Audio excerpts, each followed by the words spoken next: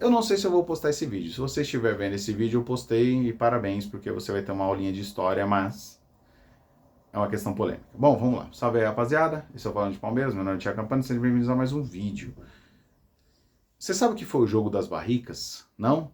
Vou te explicar. Antes de mais nada, precisando de um contador, meu nome é Emanuel Campana, contato dele na descrição e nos comentários fixados se eu lembrar. Mais de 25 anos de atuação na área, certo? Um profissional excelente profissional, vai te ajudar com toda a parte financeira, contábil, tributária da sua empresa e até da pessoa física, beleza? Além disso, tem o parceiro aí do canal, o Wendel da Paloway, empresa de impermeabilização e higienização de estofados. Contata ele lá, fala que você veio do canal também, que o precinho é camarada, atende a região do Alto Tietê, Grande São Paulo e São Paulo capital. Bom, vamos lá. O jogo das barricas, o que foi? Para contextualizar, e vou tentar ser breve, tá? Porque a história é muito mais ampla do que eu vou falar aqui. O São Paulo, fundado em 1935, sim, 35, depois o São Paulo veio para trás e refundou a sua própria história, recontou a sua própria história para que fosse de 30, tá? Talvez ali para ficar um ano redondo, enfim. O São Paulo em 35 foi fundado, certo? Em 39, o São Paulo passava por maus momentos, passava por momentos muito ruins, financeiramente falando, tá? Que já vinha das gestões lá atrás. Porque o São Paulo, para quem não sabe, ele é uma miríade de times ali. Ele é uma mescla de vários times, certo? E entre eles você tinha ali, se eu não me engano, tá? O São Paulo Railway, o Clube Atlético Paulistano, certo? Que era o bicho-papão da época. Foi o primeiro time grande paulista mesmo, né? E só que daí chegou a era profissional, o Paulistano morreu. Se eu não me engano, o SPAC, que era o time do Charles Miller, que é o São Paulo Athletic Club, e se eu não me engano, era o time do Friedrich, que o São Paulo fala que é o maior artilheiro da história deles, depois veio o Serginho Chulapa. E o São Paulo da Floresta, que ficou aí mais conhecido, enfim. Se eu não me engano, são esses 4 times que formam de verdade a formação do São Paulo, tá? A fundação do São Paulo. Então, em 30, eles uniram 2 times, em 35 uniram mais 2 e isso fundaram o São Paulo Futebol Clube, como conhecemos hoje. Só que esses times carregavam dívidas, tá? E as dívidas, basicamente, o que aconteceu? Eles deram uma limitada, mas era um time que não conseguia se manter, não tinha adeptos, eram times pequenos, eram times, apesar do paulistano ser o grande bicho-papão, não é um time que encantava torcedores, não era um time de colônia, como era o Palestra, por exemplo, e até o Corinthians, que era um time de colônia de espanhóis e italianos, tá? O Palestra claramente só de italianos. Não era um time que tinha ali uma, como eu vou dizer, por exemplo, a Portuguesa também, que era um time de colônia, tá? Não era um time que tinha uma cidade inteira para si como o Santos, então era um time que sofria para se manter, certo? Tinha as classes mais abastadas, certo, da capital, mas com a crise de 29, que também deu uma quebrada na bolsa brasileira, né, quebrou a maioria das bolsas do mundo. As classes abastadas começaram a ficar menos presentes, então, tipo, isso acabou quebrando ali a torcida e o paulistano como um todo. Tá? O que aconteceu depois? Em 39, né, com esses clubes já falidos e trazendo dívidas para o São Paulo Futebol Clube, o São Paulo Futebol Clube ia falir pela 3ª vez. Quando a gente fala terceira vez, é isso, porque os 2 clubes faliram, se juntaram e fizeram um. Aí mais 2 clubes faliram, se juntaram e se juntaram aqui, certo? Então ia falir pela 3ª vez, tá? Ele teve uma ideia. Sim, o São Paulo Futebol Clube teve uma ideia. Vou fazer um campeonatinho, como se fosse um torneio início, tá? Para arrecadar fundos para eu me manter. Quando você faz um torneio assim, e quem até participa de torneio de várzea sabe, você tem que arrecadar fundos para pagar aquele time. Tá? Você chama para um festival, né? A gente chama de festival na várzea. Você chama um clube para um festival, você tem que pagar. Alguns lugares é assim, quando você tem um clube mais, né, mais legal, porra, vou pagar aqueles caras para vir jogar aqui. Certo? Não é só um contra, tipo, a minha rua contra a sua valendo cerveja. Não, não é só isso. Tem que pagar, porque os caras vão se deslocar, vai ter que ter ônibus, os caras vão levar torcida, então tem tudo isso.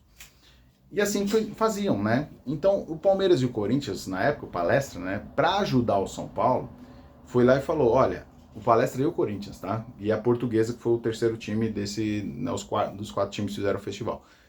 Decidiram não cobrar nada do São Paulo. Falar, não vamos cobrar, vamos ajudar você, toda a renda que for pega, se eu não me engano o jogo foi até no Palestra Itália, tá?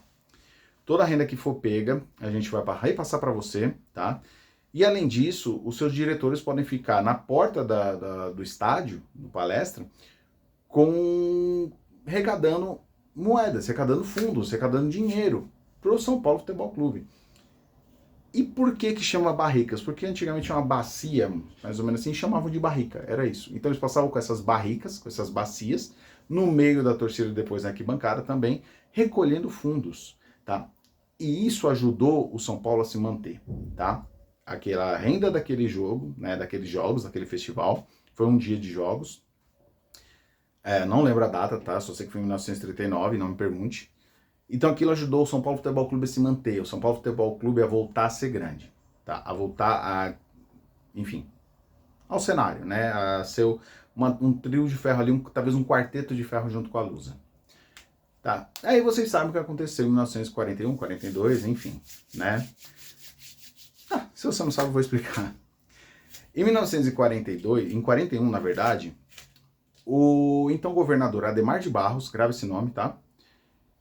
Ele era governador e era presidente do São Paulo. Ele acumulava as duas funções.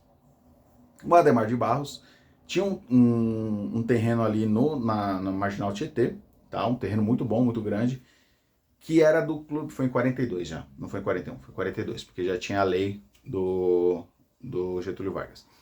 Em 42, o Getúlio Vargas baixa uma lei, certo, decretando que tudo que era associado aos inimigos, né, ao eixo do mal, Itália, Japão e Alemanha, mudassem de nome e, se não obedecessem, tinham que ter tomado seus bens, tá? Poderia ter tomado seus bens.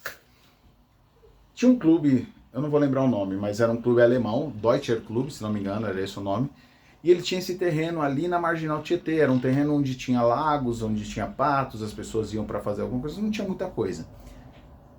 O Adhemar de Barros tomou aquele terreno, certo, para a prefeitura, para o governo, e doou ao São Paulo Futebol Clube. Falou, ó, aqui você vai construir o seu centro de treinamento, aqui você vai construir o seu clube de campo, enfim, o que quer que seja.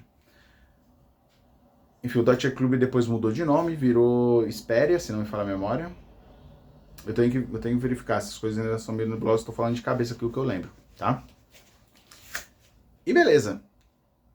E tanto que o Deutscher Clube depois, o Espéria, veio pra cá também pro Marginal, mas tá lá no começo da Marginal. Perto do AMB, se não me engano.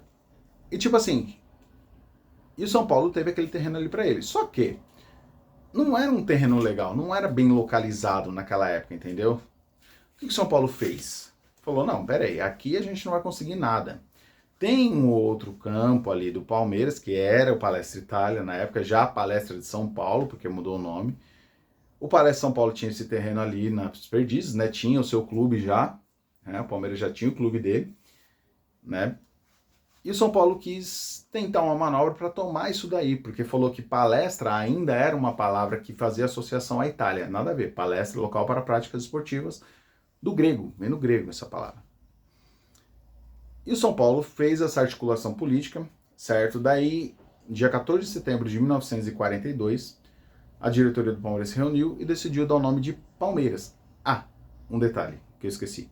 A das Palmeiras, Associação Atlética das Palmeiras, ficava na Rua das Palmeiras, no centro de São Paulo, que é até onde minha tia mora, um beijo, tia Rose, foi também um dos times que se juntou ali para a fundação do São Paulo. Então eu acho que não era o SPAC ou São Paulo Railway.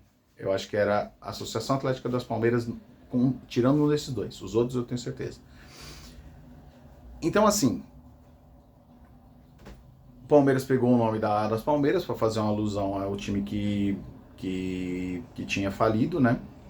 E também uma árvore abundante solo brasileiro, tá? Então ficou Palmeiras, 9 letras ali, aquela coisa linda, beleza. E ficava com um P ainda de palestra, para remeter às origens italianas. As origens, né, do nome antigo. Foi no dia 14 de setembro essa mudança. No dia 20 foi o primeiro jogo, justamente contra o São Paulo. Arrancada heróica, vocês conhecem a história. Então foi isso. Então se você não conhecia o jogo das barricas, agora você conhece. É isso, tá? E por que eu tô fazendo esse vídeo? Por que eu fiz esse vídeo? Porque eu vi essa discussão aí no programa do Benja e o velho fanático lá, ele não conhecia essa história. Espero que agora ele conheça. Ah, detalhe, um detalhe que eu esqueci muito importante. O São Paulo, quando tentou tomar o terreno do Palmeiras, ele vendeu depois o terreno ali do Deutscher Clube para a Portuguesa, e é onde a Portuguesa construiu o Canindé depois. Só que o São Paulo, na época, fez uma manobra. E é uma manobra errada, tá? Ele vendeu aquele terreno para a Portuguesa. E na lei da época, não sei se hoje ainda é assim, se você não ganha um terreno, ganha alguma coisa e não faz uma melhoria naquele lugar, que foi o que o São Paulo não fez nada, você não pode vender. Você tem que repassá-lo, doá-lo para quem você for dar, enfim, for vender. Você não pode vender. Então o São Paulo vendeu. Com esse dinheiro da venda, junto de mais uma arrecadação ali junto da imobiliária Aricanduva, que era também do Adhemar de Barros, tá? Inclusive, Adhemar de Barros foi o primeiro político caçado por corrupção no Brasil. Se você não conhece, agora você sabe. E o Adhemar de Barros, ele foi e doou o terreno do jardim, ali no Jardim Leonor. Leonor era a esposa do Adhemar de Barros, tá?